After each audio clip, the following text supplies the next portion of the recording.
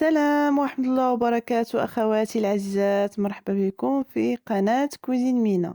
اليوم غادي نحضر معكم واحد الكيكة اللي كتجي ساهلة وبمقادير بسيطة، كيكة بنكهة ديال الشكلاط بواحد لاصوص اللي كتجيها معلكة وزوينة بواحد المول اللي كيجي المنظر ديالو زوين، وحتى الثمن ديالو رخيص بزاف بزاف.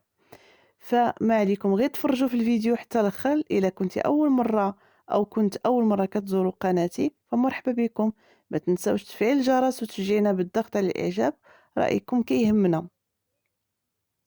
كما كيبان لكم في الصوره الكيكه روعه روعه البنات وزوينه بزاف، غادي يحبها الكبير والصغير وكتوجد في دقائق. وهذا هو الشكل ديالها النهائي.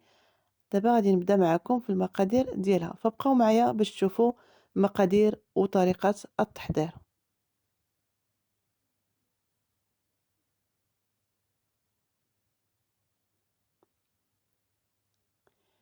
اول شيء البنات غادي نديرو 3 ديال البيضات، سواء في مولينكس او بالضراب او بالضراب اليدوي اللي عندك ديري به. المهم خاصو يضرب هاد المقادير مزيان مزيان.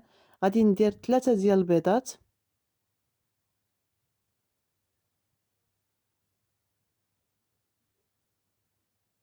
كيكه كتوجد بدغيا دغيا والبنه ديالها زوينه. كاس ديال العنبه ما عامرش، كاس ديال السكر ما عامر حتى هو بحال هكا، ونفسو حليب، يعني قد الكاس السكر قد الكاس ديال الزيت. وما عامرينش حتى الفوقيه بحال هكا كاس قل ربع. ومعاهم واحد فانيا. غادي نضرب هادو مزيان، هاد المقادير بالضراب او في مولينكس اللي عندك. مهم اللي عندكم ضربوا به. المهم خاص هاد المكونات يضربوا مزيان مزيان حتى كتشوف هذاك اللون ديال داك المكونات تبدل اللون ديالو. فغادي نبقى مستمره هكا. هذا هو السر اللي كيخلي الكيكه كتجي هشيشه وفشه وتا العرض ديالها طالعه مزيان مزيان.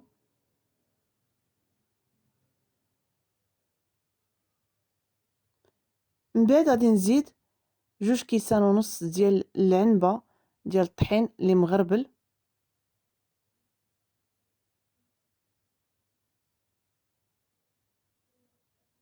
2 كيسان ونص في هاد المقادير.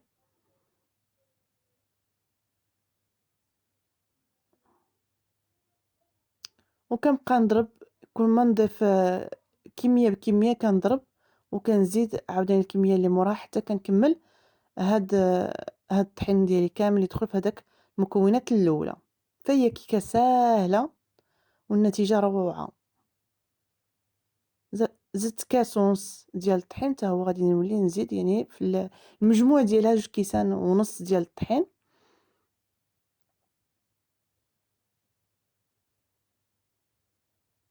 وغادي نزيد 2 معالق كبار ديال الكاكاو، اللي بغى ينسم بالكاكاو واللي بغى ينسم بالنسكافيه حتى هي يقدر، بالفاني بوحدو، بدانون، المهم اللي بغيتو. انا غادي نديرو هنا بالشكلاط، حيت غادي ندير في التالي لاصوص ديال واحد لاصوص ديال الشكلاط اللي كتجي روعه البنات وسهله. صافي غادي نضرب هاد المقادير نخلطها هي الاولى باش الطحين ما يطيرش هكا على الجوانب.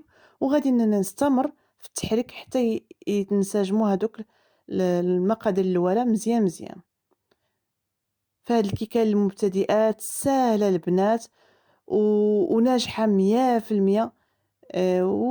ودغيا دغيا كتوجد. المهم كيكه ديال المعكازات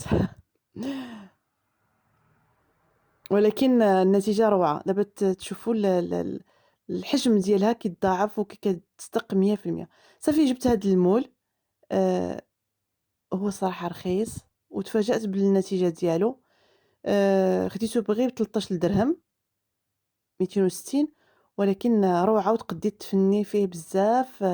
الاشكال اللي بغيتي. اليوم غادي ندير معكم غير السهله، ومن بعد غادي ندير معكم اشكال وحده اخرين ان شاء الله بحول الله. دهنت انا بالزبده باش ما تلصقليش الكيكه وتجي ساهله باش تهبط. ودابا غادي ندير واحد المعلقة ولا 2 معالق ديال الكاكاو وندري عليها باش ما تلصقليش، واللي بغا يديرها بالطحين يقدر يديرها. أنا كنفضّل الشكلاط باش ما يبقاش يبان ليا الكيكة في التالي بيضا هي بالشكلاط وكتبان فيها هادوك الحبيبات ديال الطحين. هاكا بالنسبة ليا أنا الشكلاط أحسن. صافي وكنهبّط هاد الخليط ديالي نعليه الفوق الطاسة باش إلا كان شي هوا فهاداك الخليط ديالي يخرج، ما يجوش فيها الفقاعات. وغادي نضرب المول ديالي مزيان مع البوطاجي باش ما يبقاش داك النفس في العجينة ديالنا بحال هكا. صافي دابا وصلنا للمرحلة التالية. كالعادة فران بارد غادي نحشيه فيه الكيكة، نشعل غير من التحت حتى طلع مزيان مزيان، وعاد نشعل عليها من الفوق باش تكمل الطياب ديالها. وهذا هو الشكل النهائي ديالها. التزيين كما كنقول لكم ديما فهو اختياري، اللي بغيتو ديروه ديروه. أنا غادي ندير واحد لاصوص ديال الشكلاط اللي كتوجد دغيا دغيا، وغادي نديرها من الفوق. تقدّو تقسموها على 2 تعمروا من الداخل وتضاعفوا هاد لاصوص وتقدّو تعمروا بها من الداخل وتوليو ديروا من الفوق هكا، كتجي زوينة بزاف بزاف. فالمقادير ديال لاصوص هي فيها نص كاس ديال الحليب، نص كاس ديال السكر، نص كاس ديال الزيت، ونص كاس ديال الشكلاط ديال الكاكاو. غادي نطلّعوها كالعادة بحال اللي حنا كنطلّعو المايونيز. غادي نشد هاد الخلاط ديالي، غادي ندير نص كاس حليب، نص كاس سكر، ونص كاس كاكاو، نبقى نضرب ونزيد الزيت شوية بشوية حتى كتطلع لنا هاد لاصوص ديالنا بحال كيطلّع المايونيز، ودغيا كتوجد وناجحة 100%. هاد لاصوص تقدري تستعمليها بزاف ديال الأشكال، في لي ديسير، في التزيين ديال الحلوى، ب في لاكلاص. المهم كاين بزاف ما يدار بها في هاد لاصوص، وكتجي لذيذة بزاف بزاف على البنات وروعة في التشكيل ديال الكيكة. يعني اللي ما كتسقلوش الكلاصاج الكيكة ديالو، هذا من أحسن لي صوص اللي كنجربهم أنا وكيصدقوا مزيان وكيحماقوا عليها وليداتي. صافي غادي نستمر هكا حتى كنطلع هاد لاصوص مزيان، وهي كيما شفتوا هي طلعات خاطرة زوينة. دابا غادي ندوزو للتزيين.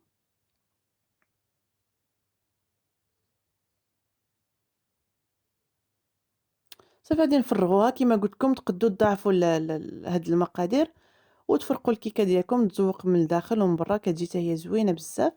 وتقدروا تزوقوها بلوس ايفيلي بالكونفيتور، المهم اللي عندكم بالشكلاط حبيبات، المهم اللي عندكم تقدروا تزوقوا بها، كتجي زوينه بزاف.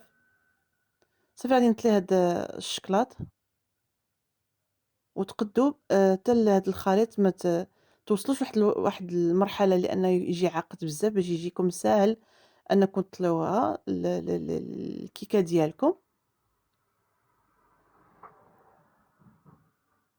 ومن بعد من كتديروا لها هكا الطلي ديال الشكلاط، تقدّوا ديروها في التلاجة تبرد لكم مزيان حتى كتماسك هاديك الشكلاط مزيان مزيان على الكيكة، وتبداو تاكلوها بالصحة والراحة.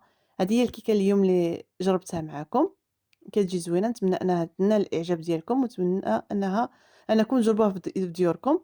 دابا نقطّع معكم واحد المورصو. شوفوا آآ الشكل ديالها كي داير، ما نقولكمش البنة ديالها خطير، خطير، زوينة بزاف، وكتوجد في دقائق وناجحة 100% للمبتدئات. المهم جيت في النهاية ديال الفيديو، نتمنى أنه يكون نال الإعجاب ديالكم، ونتمنى أنكم تشاركوا مع الأصدقاء وتجربوها وتردوا عليا في الإنستغرام كي جاتكم هاد الكيكة ديال اليوم. المهم نخليكم في رعاية الله. بسلامة البنات، كنبغيكم كاملين، نهاركم مبروك.